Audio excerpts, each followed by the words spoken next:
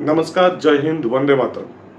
मित्रांनो, तुम्ही बघता सेंटर स्पॉट. मी आहे केदार केसकर आणि पुन्हा एकदा युद्धाच्या संदर्भातलंच एक इंटरेस्टिंग इन्फॉर्मेशन मी तुमच्या पुढे शेअर करायला आता आलेलो आहे. मित्रांनो, आजचा व्हिडिओ पूर्ण बघा, लाईक शेअर तर कराच. सबस्क्रायबर तुम्ही असाल तर वेल अँड गुड, पण अजूनपर्यंत आपण सबस्क्राईब केलेलं नसेल सेंटर स्पॉटला तर जरूर सबस्क्राईब करा. तुम्हाला जो QR कोड दिसतोय तिथे अर्थसहाय्य सुद्धा करायला विसरू नका. मित्रांनो, तुम्हाला पाणी घाल पाणी तो खेळ माहितीये ना? म्हणजे दोन जणांच्यात तो खेळला जातो. त्यातल्या एकानी असं असं असं करायचं आणि त्याच्या समोर जो असतो त्यांनी तयारीत राहायचं आणि मला म्हणायचं, चल पाणी घाल पाणी घाल पाणी घाल पाणी घाल हा पाणी घाल. आणि मग तो असा आपला गरीब बिचारा असा असा करत असतो, कधी असं असं करत असतो, आता असं असं करत असतो. आणि मग तो पाणी घाल म्हणणारा असा फाडकन तिकडनं मारतो इकडनं. मग क्वचित कधीतरी इकडनं मारतो, फाडकन मारतो. आणि तो पाणी घालणारा असा असा असा असा हात चकवण्याचा प्रयत्न करत असतो. कारण मार जर बसला तर ते पाणी घालत राहायला लागतं. आणि जर का तो फटका एखाद्याने असा असा मारायचा प्रयत्न करत असताना बरोबर त्यांनी हात जर काढून घेतले आणि टच न करता सुद्धा जर का असा तो फटका असा गेला समोरच्याचा, तर मग तुमच्यावरचं राज्य गेलं. मग त्या अपोनंटला, तुमच्या शत्रूला हे असं असं करत राहायला लागतं, पाणी घालण्याचं काम आणि फटके खात राहण्याचं काम. ह्या खेळामध्ये एक टॅक्टिक खूपदा वापरली जाते. म्हणजे जो फटका मारणारा असतो ना, पाणी घाल पाणी पाणी घाल पाणी म्हणणारा जो असतो, तो एक स्ट्रॅटेजी नेहमी वापरत असतो. आणि ती स्ट्रॅटेजी इतकी छान असते, मस्त असते. फटका मारणाऱ्याच्या दृष्टीने ती मस्त असते ती टॅक्टिक. ती म्हणजे असा हात उगारला जातो, पाणी घाल पाणी घाल पाणी घाल पाणी घाल. त्याच्यामुळे हा जो उगारला गेलेला हात आहे ना, इकडे त्या पाणी घालणाऱ्याचं जे लक्ष ना ते सगळं त्या उगारलेल्या हाताकडे जातं. अरे बापरे, आता त्या तिकडनं येणार आहे, त्याचा जो उजवा हात आहे तो येणार आहे, बसणार आहे बरं का, आपल्याला बसणार आहे. आणि तेवढ्यात असं उगारलेला हात जो पाणी पण असं म्हणून फाडकन हा हात तिथेच राहतो, डाव्यात आणि रट्टा बसतो. कारण पाणी घालणाऱ्याचं लक्ष त्या उगारलेल्या हाताकडेच राहिलेलं असतं. आणि हे पाणी घाल पाणी म्हणणारा जो डावा हात आहे तो काही आपल्याला मार देणार नाहीये, अशी त्याची खुळी समजूत झालेली असते. ह्यालाच एक शब्द आहे, डायव्हर्जनरी टॅक्टिक्स. मिलिटरीच्या परिभाषेमध्ये ह्याला डायव्हर्जनरी टॅक्टिक्स असं म्हटलं जातं. आणि मराठीत त्याला आपण चकवा देणे म्हणू शकतो, कात्रजचा घाट दाखवणे म्हणू शकतो.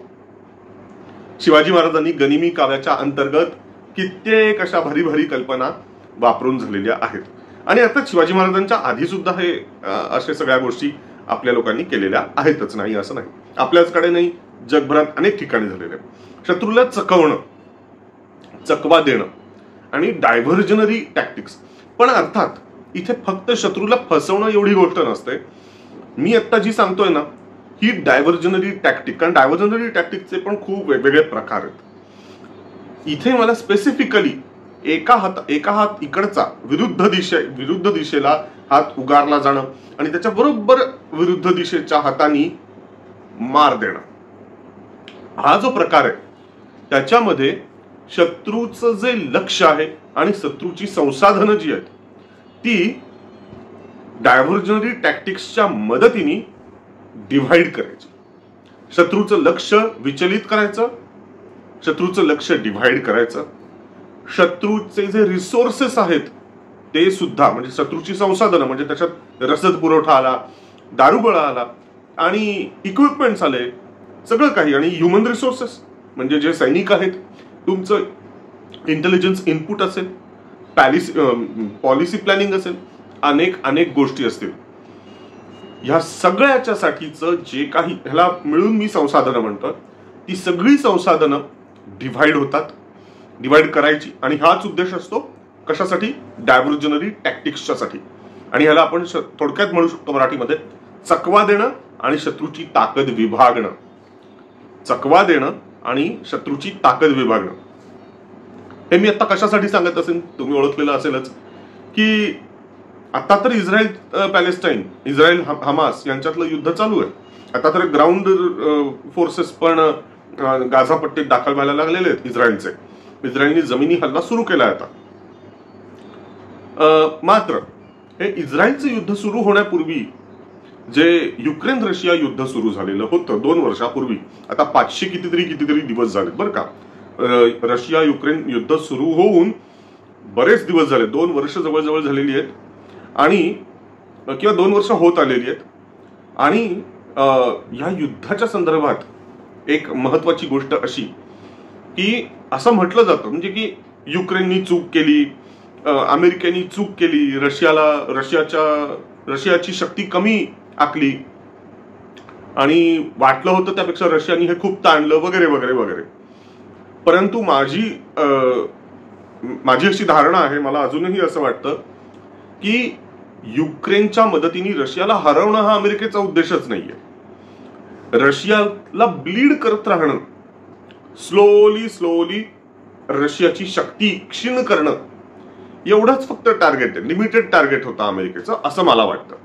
आणि केवळ रशियाचीच शक्ती कमी करणं असं नाही, तर अशा घडीला रशियाच्या बाजूनी कोण कोण येतात याची परीक्षा पण करणं, त्याला आपण लिटमस टेस्ट म्हणू शकतो. आणि त्या मदतीने रशियाचे जे मित्र आहेत त्यांना सुद्धा ब्लीड करत राहणं, ही अशा स्वरूपाची एक टॅक्टिक होती अमेरिकेची. आणि ती आणखीन कुठेतरी येण्यापेक्षा, म्हणजे उदाहरणार्थ पॅसिफिक सारख्या ठिकाणी येण्यापेक्षा, आणि आणखीन एक गोष्ट म्हणजे आर्क्टिक म्हणजे नॉर्थ पोलच्या बाजूला यासारखी घटना घडण्यापेक्षा अमेरिकेने एक युद्धक्षेत्र निवडलं, ते म्हणजे युक्रेन. त्यांनी तसं का केलं, युक्रेनला निवडण्यामागे म्हणजे हा असा युक्रेनचा बळी देणं बरोबर आहे का वगैरे या गोष्टी सगळ्या आपण तात्पुरत्या बाजूला ठेवू, कारण तो प्रांत टोटली वेगळा आहे त्या चर्चेचा. मी फक्त डायव्हर्जनरी टॅक्टिक्सच्या दृष्टीने फक्त बोलतोय. तर रशियाचं लक्ष विचलित करणं, रशियाला दुसऱ्याच एका युद्धामध्ये गुंतवणं, यासाठी रशिया युक्रेन युद्धाला सुरुवात केली का झेलेन्स्कीच्या मदतीने अमेरिकेने, अशी एक मला शक्यता वाटते. कारण आता 2 वर्ष जवळजवळ झाली, 500 कितीतरी दिवस झाले रशिया या युद्धामध्ये अडकून पडलेला आहे. आता या युद्धाच्या निमित्ताने आणखीन एक तुम्हाला निरीक्षण आता लक्षात आलं असेल की काहीच प्रोग्रेस होत नाहीये. युक्रेनच्याही जे सैन्य आहे ते सुद्धा एका विशिष्ट रेषेपर्यंत अडकून ठेपलेलं आहे, त्याची काही प्रोग्रेस होत नाहीये. रशिया बऱ्यापैकी ऍडव्हान्स केला त्यांनी, युक्रेनमध्ये बऱ्यापैकी घुसलेत, डोनबास वगैरे सगळा तो नोव्होरोसिया ज्याला म्हटलं जातं असा तो सगळा प्रांत त्यांनी ताब्यात घेतलाय. पण आता रशियाची सुद्धा प्रगती खुंटलेली आहे. युक्रेनमध्ये आणखीन आत खोलवर त्यांना शिरता येत नाहीये, अडकून पडल्यासारखी अवस्था झाली आहे. जैसे थे स्थिती निर्माण झालेली आहे, बंकर वॉर सारखी स्थिती झालेली आहे. आणि हे युद्ध इतक्यात थांबण्याची काहीही लक्षणं तर मात्र दिसत नाहीयेत. आणि युक्रेनची अवस्था बिकट झाली आहे हे मान्य आहे.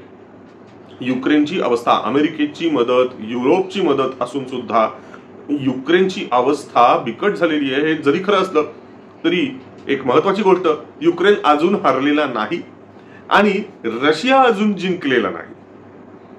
या दोनपैकी एक घटना घडत नाही तोपर्यंत युद्ध निर्णायक स्थितीला पोचणार नाही, तोपर्यंत युद्ध चालूच राहणार आहे.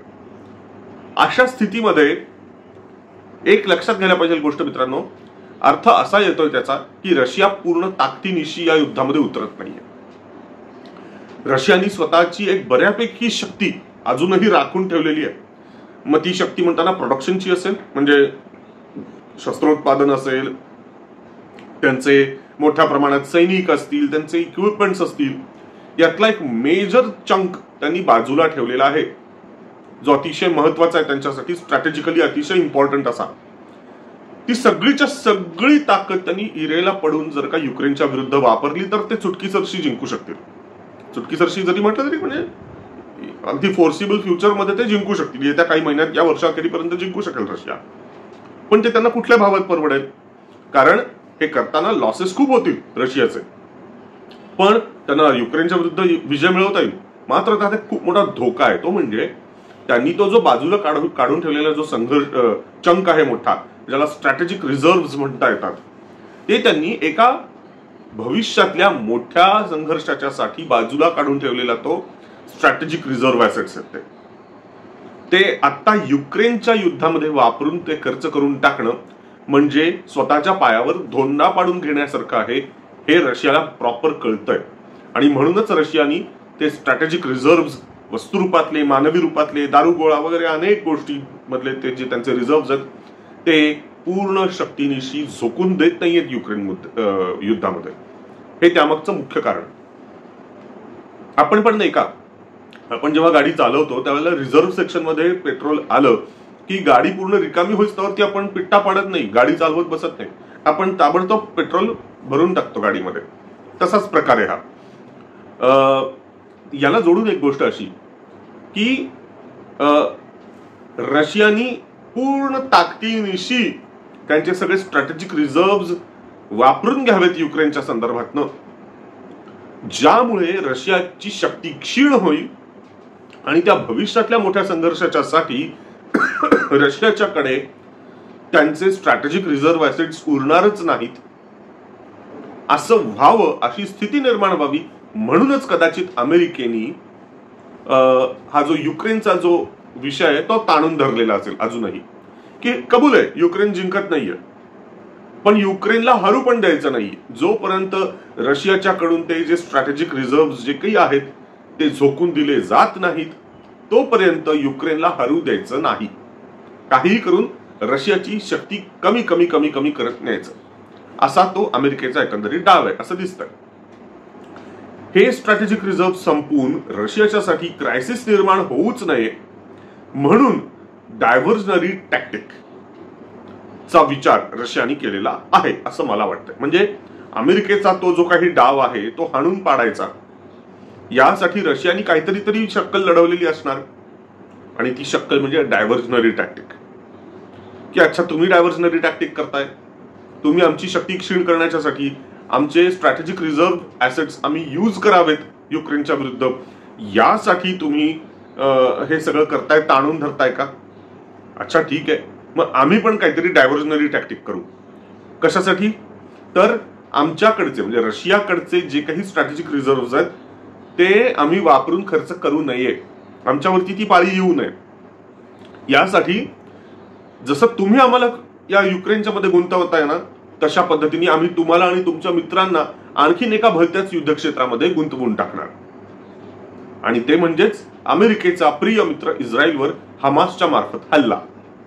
आणि तो इतका भीषण हल्ला की ज्याच्यामुळे इस्रायलला बदले की भावना, सूड उगवल्याशिवाय चैनच पडणार नाही, कारण तिथलं जनमानस खवळणार स्वाभाविकपणे.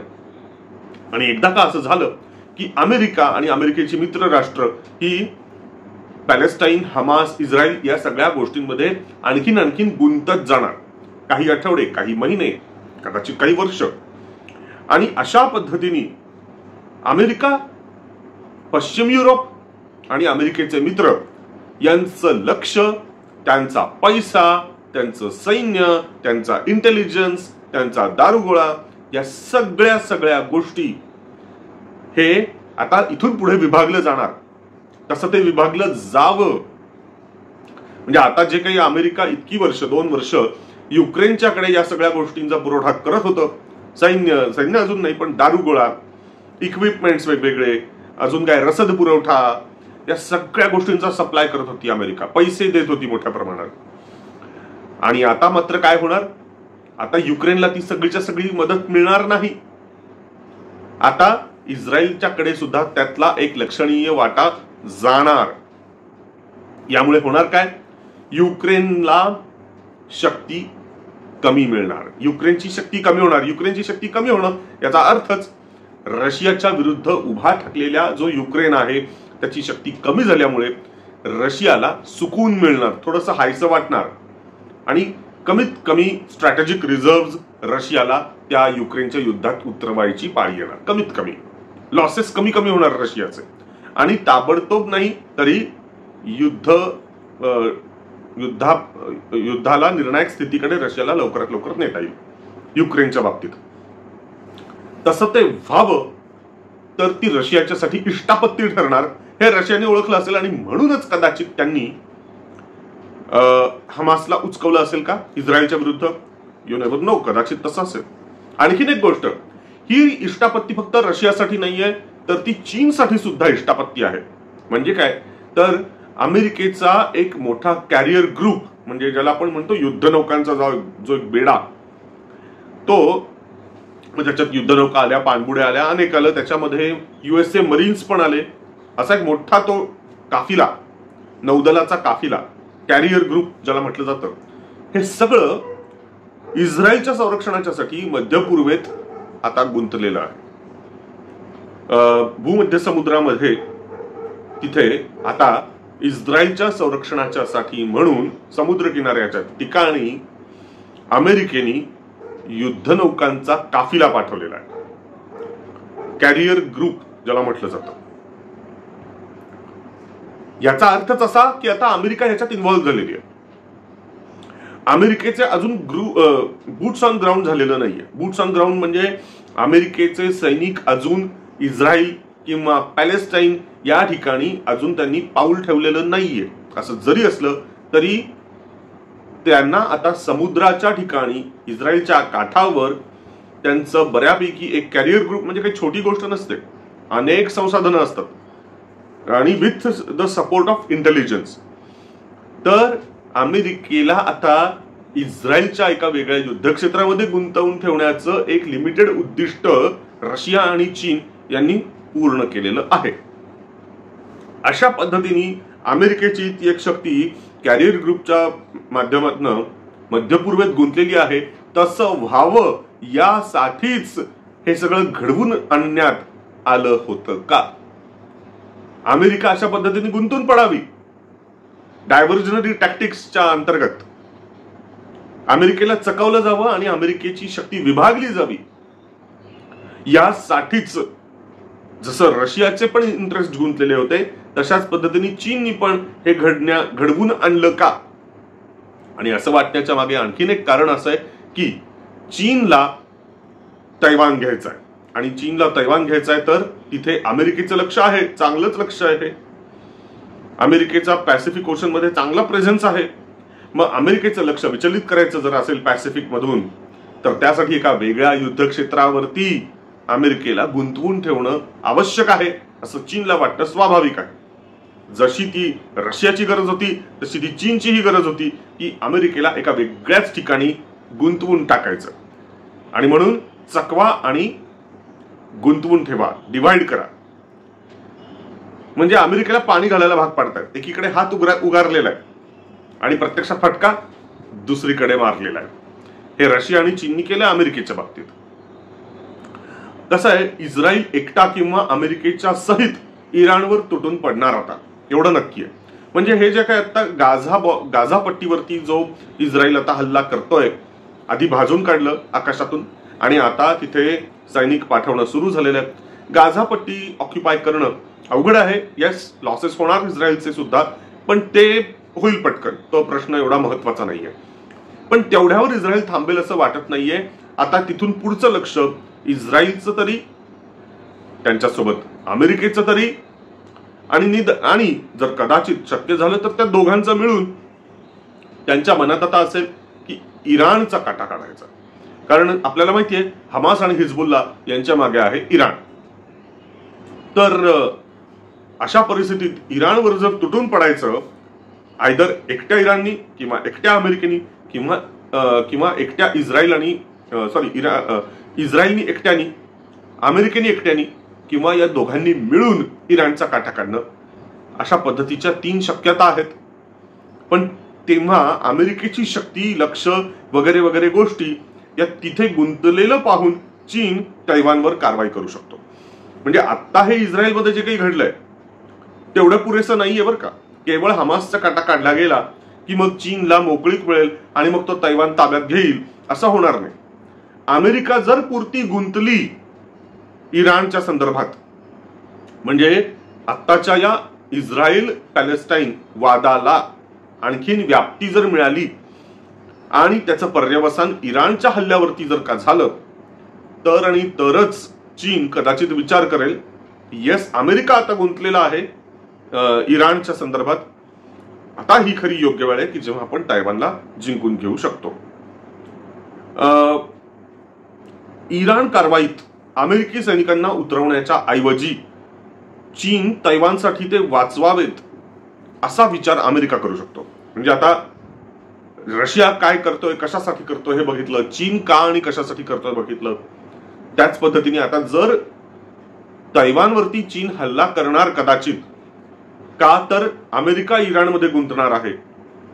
असं जर असेल तर इराणचा तर काटा काढायचा आहे, इराणचा काटा काढायचाच आहे, कारण तशा पद्धतीची एक लॉबी आहे अमेरिकेत. ज्यू विचारांच्या बाजूची ती लॉबी आहे आणि त्यांनी आता लकडा लावलेला आहे की इराणचा काटा काढायचा. अशा परिस्थितीमध्ये इराणचा काटा तर काढायचा, पण अमेरिकी सैनिक तर तिथे गुंतून पडायला नकोत, कारण अमेरिकी सैनिक जर तिथे गुंतून पडले तर चीनच्यासाठी रस्ता सगळा क्लिअर होईल आणि चीनच्यासाठी रस्ता क्लिअर झाला की ते तैवानवरती हल्ला करायला मोकळे. तसा चीनला मोकळीक मिळू नये यासाठी इराणचा परस्पर काटा कसा काढायचा, तर त्यासाठीचे वेगवेगळे प्लॅन्स कदाचित अमेरिका आखत असू शकेल. तर त्यासाठी काय काय करता येईल अमेरिकेला, तर एक मार्ग म्हणजे इस्रायलला सांगायचं की तुम्हीच काटा काढा, इस्रायलला सांगायचं तुम्हीच इराणचा काटा काढा, कशाही पद्धतीने काढा. मग इस्रायलने त्यांच्याकडच्या मोसादचा वापर करावा. तिथे ती खामेनीची राजवट जी आहे, आयातोल्ला खोमेनी नाही बरं का, खामेनी, सध्या खामेनी आहे, खोमेनी मरून जमाना झाला. त्या खामेनीची राजवट संपवता येते का, तिथे काही सत्ता बदल करता येतोय का वेगवेगळ्या टॅक्टिक्स वापरून, CIA आणि मोसाद यांच्या मदतीने, किंवा इराणमध्ये मोठ्या प्रमाणात ज्या दंगली किंवा काय काय निदर्शनं वगैरे सगळी चाललेली होती गेल्या 2 वर्षामध्ये, 2-3 वर्ष, तर तशा त्या निदर्शनांना आणखीन काही फोडणी टाकता येते का तिथल्या सत्तेच्या विरुद्ध, असे कदाचित त्यांचे विचार चालू शकतील. पण ते कदाचित पुरेसं नाही वाटलं तर ऍटलिस्ट इस्रायलच्याकडनं काही एखादी कारवाई की ज्याच्यामध्ये इराणच्या न्यूक्लिअर फॅसिलिटीजना न्यूट्रलाइज करता येणं. अर्थात या सगळ्याला मर्यादा आहेत, तर मग त्याला आणखीन व्यापक स्वरूप मिळावं म्हणून जो इंटरनॅशनल भिकारी देश जो आहे पाकिस्तान, त्या पाकिस्तानला जर फूस लावली म्हणजे पैसे दिले, कारण तो भिकारी देश आहे, कटोरा घेऊन फिरतोय जगभरात, जिथून कुठून पैसे डॉलर मिळतील तिथून पाकिस्तानला ते हवे असतात. मग जर अमेरिकेने सांगितलं की बाबा रे तुम्ही आहात सुन्नी, इराण आहे शिया, कशाला त्या शिया इराणची मदत करतोस तू, त्यापेक्षा चल तुला आम्ही पैसे देतो. कशासाठी पैसे, त्या शिया इराणच्या वरती हल्ला कर, चल उकरून काढ, बॉर्डरवरती संघर्ष. असंही 2 देशांची बॉर्डर लागू नये. तर त्या परिस्थितीत जर पाकिस्तान येस म्हटला तर अमेरिकेच्याकडून त्यांना मोठ्या प्रमाणात पैसे मिळायला लागतील आणि पाकिस्तान हा इराणला अंगावर घेताना दिसेल, पाकिस्तान हा इराणशी संघर्ष करताना दिसायला लागेल, ज्यामुळे इराणच्यासाठी एक नवीन डोकेदुखी निर्माण होईल. असंही इराण आणि पाकिस्तान यांच्याच कर्मिशय चालू असतात, पण ते इतके छुटपुट असतात की अगदी नगण्य. पण ते संघर्ष जर का व्यापक झाले, वाढले, तर इराणच्यासाठी एक नवी डोकेदुखी बनू शकेल. अर्थात त्याच्याने सुद्धा म्हणावी अशी तीव्रता निर्माण होणार नाही, म्हणावं असं संकट इराणच्या पुढे निर्माण होऊ शकणार नाही. मग त्या स्केलला जर न्यायचं असेल, अमेरिकेची शक्ती न वापरता इराणचा काटा परस्पर काढायचा असेल आणि अतिशय मॅसिव्हली करायचं असेल हे सगळं, तर कारण पाकिस्तानकडून फारसं काही होऊ शकेल असं वाटत नाही. मग अशा परिस्थितीत भारताच्याकडे एखादा पर्याय अमेरिका ठेवेल का सिक्रेटली, कदाचित आतापर्यंत असा पर्याय ठेवलेलाही असेल. मित्रांनो, you never know. Rajnath Singh हे युरोपला आता जाऊन आले 2 दिवसाच्यासाठी. हे इस्रायलवरती जे काही घडलं त्या पार्श्वभूमीवरती राजनाथ सिंह हे आधी ग्रीसला गेले, इटलीला गेले, जर्मनीला पण गेलेले. जर तुम्हाला माहित नसेल तर सांगतो. त्यांच्या तिथे काय चर्चा झाल्या, काय वाटाघाटी झाल्या आपल्याला माहिती नाही. पण असं असेल का की अमेरिका आणि अमेरिकेचे पाश्चिमात्य युरोपमधली जी राष्ट्र आहेत ते भारताच्या पुढे प्रस्ताव ठेवतील का की हमास आणि हिजबुल्लाचा जो गॉडफादर आहे तो आहे इराण, तर अशा त्या इराणवरती तुम्ही कारवाई करा. भारत म्हणेल की आम्ही कशाला तुमच्या युद्धात पडायचं उगीच, आमचं मस्त चाललंय, सानुकी आहे, म्हणजे आम्हा काय त्याचे, आम्ही सांगू शांततेच्या वाटाघाटी करा तुम्ही, ठीक आहे, आमचं चाबाहार पोर्ट वगैरे सगळं चाललंय व्यवस्थित. पण जर त्यांनी एक ऑफर दिली, कारण फुकट कोणीही करत नाही, आंतरराष्ट्रीय राजकारणात कोणीही फुकट काहीही करायचं नसतं, त्या बदल्यात आम्हाला तुम्ही काय फायदा करून देणार, असं जर भारताने म्हटलं, आणि जर अमेरिका आणि अमेरिकेसहित पाश्चात्य राष्ट्र त्यांनी जर भारताला ऑफर दिली की ठीक आहे बलुचिस्तान तुमचा, पाकिस्तानचा, बलुचिस्तान तुमचा, वाटल्यास जोडीला सिंध सुद्धा तुम्ही घेऊन टाका, असं जर अमेरिकेने म्हटलं तर मग काय मित्रांनो, मग भारताने नाही म्हणावं? डायरेक्ट ऍक्सेस मिळेल आपल्याला. सिंध, बलुचिस्तान हा सगळा प्रॉव्हिन्स जर आपल्याला मिळणार असेल तर त्या बदल्यात भारताने इराणशी शत्रुत्व करायला काय हरकत आहे? आता त्यामध्ये इफ्स अँड बट्स आहेत बरं का. धोका आहे, निश्चित मोठा धोका आहे. कारण पाकिस्तान हा एक न्यूक्लिअर देश आहे आणि इराणनी डिक्लेअर जरी केलेलं नसलं तरी इराण सुद्धा एक अण्वस्त्रधारी देश आहे असं म्हटलं जातं. त्यामुळे निश्चितपणे धोका आहे. पण मित्रांनो, बलुचिस्तान आणि सिंध हा आपल्याला मिळू शकतो. किमान बलुचिस्तान तरी आपल्याला मिळू शकतो. बलुचिस्तानला माहिती आहे ना, आपली एक देवी पण आहे बरं का. भावसार समाजाची एक अतिशय पवित्र अशी आपली तिथं देवी आहे आणि ते मंदिर बलुचिस्तानात आहे. वी डोंट नो, कदाचित ते आपल्याला मिळू शकतं. बलुचिस्तान आपल्याकडे येऊ शकतो. अर्थात त्यामध्ये धोका आहे, म्हणजे आव्हान आहे पण संधी सुद्धा आहे. पण एक शक्यता अशी आहे की मला नाही वाटत अशी एवढी डेंजरस अशी आ बैल मुझे मार सारखी स्थिती भारत ऍक्सेप्ट करेल. भारत कदाचित नकारच देईल शक्यतो. आणि भारत हाही विचार करेल, स्वॉट अनालिसिस, स्ट्रेंथ विकनेस अनालिसिस, की आमची शक्ती आणि विकनेसेस काय आहेत आणि तिकडे इराणचे विकनेसेस आणि स्ट्रेंथ काय आहेत, या सगळ्याचं तुलनात्मक बलाबल चेक केलं जाईल भारताकडनं. आणि त्या परिस्थितीत आपली तेवढी ताकद आत्ता आहे या क्षणी, आय डोंट नो, असेल किंवा नसेल, चेक करायला लागेल. तर शक्यतो या गोष्टीला भारत नकारच देईल असं वाटतंय मला तरी. पण तरीही काही ना काही कारवाई इराणला अद्दल घडवण्यासाठी इस्रायल करणारच. आणि त्यातून जर काही मेस निर्माण झालं, काही गोंधळ निर्माण झालं तर मग तिथे अमेरिकेला एंटर करावं लागेलच. ती गुंतागुंत आधी अमेरिकेला सोडवायला लागेल. आणि अमेरिकेच्याकडून कधी कुठली गुंतागुंत नीट सुटते का? नाही. ती गुंतागुंत आणखीन वाढत जाते, वाढत जाणार इराणमधली. ती गुंतागुंत सोडवायला नंतर केव्हा तरी भारताला तिथे एंटर करावं लागणारच. म्हणजे आज नाही उद्या, उद्या नाही परवा, पण कधी ना कधी भारताला आधी पाकिस्तानातली गुंतागुंत, इराणमधली गुंतागुंत आणि कदाचित एक दिवस आपल्याला पॅलेस्टाईन, इस्रायल तिथली गुंतागुंत सुद्धा सोडवण्याची जबाबदारी भारतावर कदाचित येऊन ठेपेल. आज नाही उद्या, उद्या नाही परवा, परवा नाही तेरवा, पण हे कधी ना कधीतरी होणार आहे एवढं निश्चित. कारण अशा पद्धतीची महाकाय गुंतागुंत सोडवण्याची कपॅसिटी जगात आणखीन कुणाकडे नाही. ती भारताकडे ती ताकद आहे. आणि त्यासाठी ताकद मित्रांनो, सैन्याची ताकद तर असावीच लागते, तेवढी आपल्याकडे क्षमता आहे.